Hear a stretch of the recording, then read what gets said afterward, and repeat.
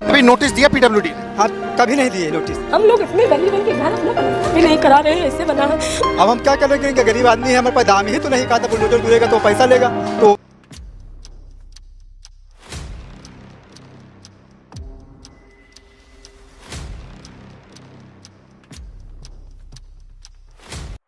Encounter पे अगर इस तरह का शक पैदा होता है, और ख़ास तौर पे जैसे आप बता रहे हैं कि पहले उन्होंने आरोप लगाया था कि उनके भाई और लोगों को उठा लिया गया है, तो इसकी जांच कम से कम सीआईडी से कराई जानी चाहिए। बाबर सिद्दीकी कोई सही आदमी थोड़ी नहीं था। नमस्कार साथियों, उत्तर प्रदेश के बहराइच में जिस तरह की घटना हो रही है वो अकेला उत्तर प्रदेश का बहराइच का इलाका नहीं है, बल्कि इस तरह की घटनाएं पूरे देश भर में हो रही है। आप रोजाना खबरें देखते हैं कि देश के अलग अलग इलाकों में ठीक इसी तरह का माहौल बनाया जा रहा है, डर का माहौल बनाया जा रहा है, और डर का माहौल जो है वहां की राज्य सरकारें बना रही है। आप एक पैटर्न लगातार देखते हैं कि मुस्लिम इलाकों से पहले धार्मिक यात्राएं निकाली जाती हैं, उनको गंदे गंदे गालियां दिया जाता है, उसके बाद जब हिंसा भड़क जाती है तो मुस्लिमों के ऊपर बहुत सख्त कार्रवाई की जाती है। इसी तरह का मामला उत्तर प्रदेश के बहराइच में भी देखने को मिल रहा है कि जिस जगह हिंसा हुई थी उस जगह कुल 23 घरों को नोटिस गया है और 3 दिन का समय दिया गया है कि वो अपने घर को खाली कर दें और जो जरूरी दस्तावेज है वो प्रशासन के सामने पेश करें, वरना उनका घर गिरा दिया जाएगा। आरोपी का मकान है, उसके बगल में मून भाई का मकान है, उस पर चस्पा है। उसके बगल में ये त्रिपाठी जी का मकान है, इस पर चस्पा नहीं है। फिर इसके बगल में शुक्ला जी का मकान है, उस पर चस्पा नहीं है। उसके बगल में डॉक्टर विश्वास जी का मकान है, उस पर चस्पा नहीं। उसके बगल में हरगोविंद शुक्ला जी का मकान है, उस पर चस्पा नहीं है। अब आप जब देखें, फिर थोड़ा जब इधर उसके सामने आरोपी के सामने आप आइए तो ये शरीफ भाई का मकान है, उस पर चस्पा है। ये जावेद भाई का मकान है, उस पर चस्पा है। यहाँ भेदभावपूर्ण चपकाया भी गया है। भाई हम लोगों का दोष क्या है? आरोपी जिसने आरोप किया वो पकड़ गया। 3 हिंदू भाई हैं जो एक ही परिवार के हैं।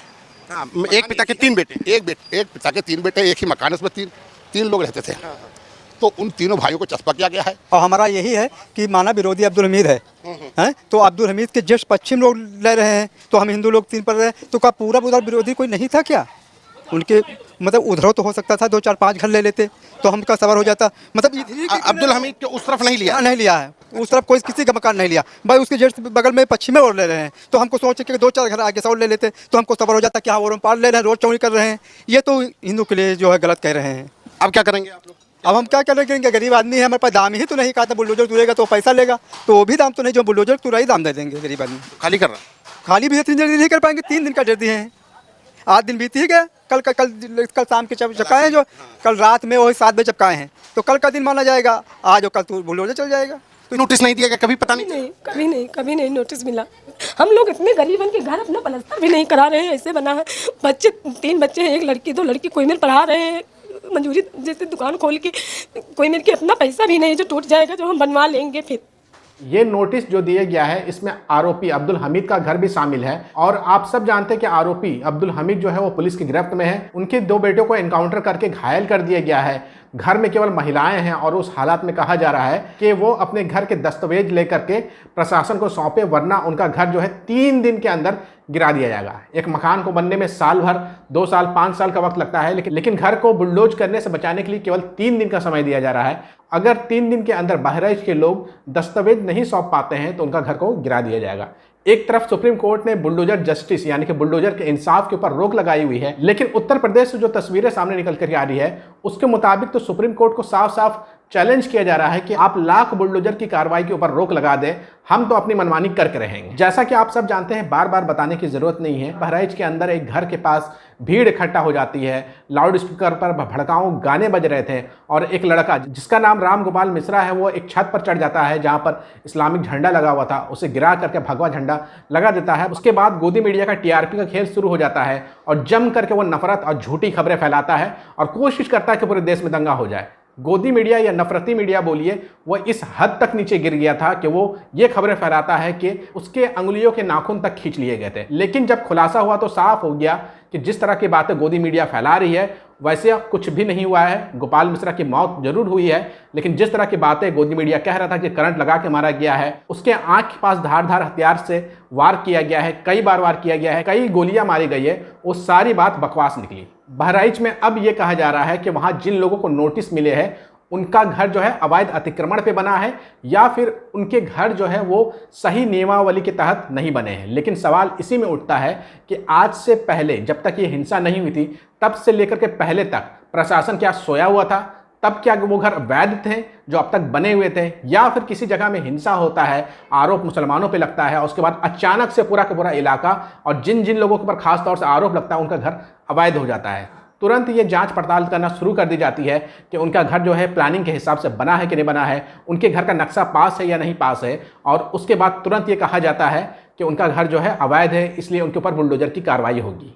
लेकिन जब तक कोई ऐसी घटना नहीं होती है तब तक वही सारे घर वैध होते हैं, सब कुछ अच्छा रहता है। वहीं राम गोपाल मिश्रा की जो हत्या हुई है उसका पूरा देश ने विरोध किया है, निंदा किया है और अपराधियों के ऊपर कार्रवाई की मांग की है। लेकिन ये सवाल तो बार बार उठता है कि आखिर ऐसा क्यों होता है कि धार्मिक जुलूसों को मुस्लिम इलाकों से गुजारा जाता है और उसमें जो भीड़ रहती है वो मस्जिदों के सामने ही जाकर के गंदे गंदे गाने क्यों बजाते हैं, मुस्लिम इलाकों में भड़काने वाले गाने क्यों बजाते हैं, और जब हिंसा भड़क जाती है तो उसके बाद आप एक तरफा कार्रवाई होते हुए दिखते हैं। केवल दिखाने के लिए कुछ दूसरे पक्ष के ऊपर भी कार्रवाइयाँ हो जाती है, लेकिन जो गंभीर कार्रवाई होती है वो मुस्लिमों के ऊपर ही होती है। आपको पता ही होगा कि बहराइच से ये भी खबर सामने निकल करके आ गई थी कि जो आरोपी हैं उनका एनकाउंटर कर दिया गया है, एनकाउंटर करके उनको घायल कर दिया गया है। लेकिन इस एनकाउंटर से पहले ही आरोपी की बहन ने कह दिया था कि पुलिस हमारे भाई को, पिताजी को और अन्य रिश्तेदारों को उठाकर ले गई है और उनका एनकाउंटर हो सकता है, और वो खबरें सही साबित हुई। बहराइच में जिस तरीके से हिंसा भड़की है उसके बाद प्रशासन का और सरकार का जो रोल हुआ है उसके ऊपर उत्तर प्रदेश के ही और योगी के बहुत करीब रह चुके हैं डीजीपी ने सवाल खड़ा किया है। जो ये इनकाउंटर हो रहे हैं ये सही नहीं हो रहे हैं और प्रशासन के ऊपर दबाव है, इसलिए वो निष्पक्षता के साथ कार्रवाई नहीं कर पा रही है। उत्तर प्रदेश के डीजीपी ने क्या कहा है वो आप अपने स्क्रीन पर देख लीजिए।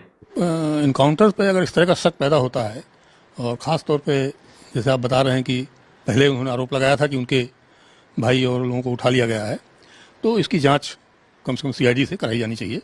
पुलिस को इतना ज़्यादा पुलिस दबाव में है इस समय कि वो निष्पक्ष कार्रवाई नहीं कर पा रही है। मैंने एक दिन पहले बताया था कि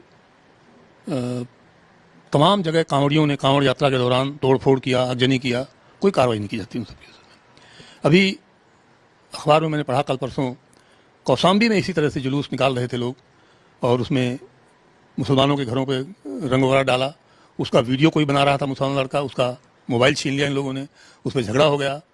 पुलिस ने कुछ कार्रवाई थोड़ा जो भी किया हो उसमें इंस्पेक्टर और पुलिस का चौकी इंचार्ज सस्पेंड हो गया।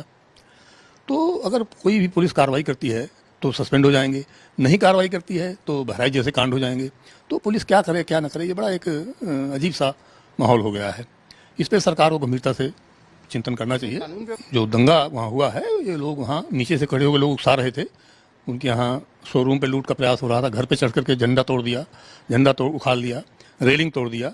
तो ये लूट और क्रिमिनल ट्रेसपास का मुकदमा है, तो ये बड़ा गंभीर मामला है, इस पर भी कार्रवाई होनी चाहिए थी जो है। और ये भी देखा जाना चाहिए कि कौन आदमी नीचे से खड़े होकर आवाज़ दे के उनको उकसा रहे हैं।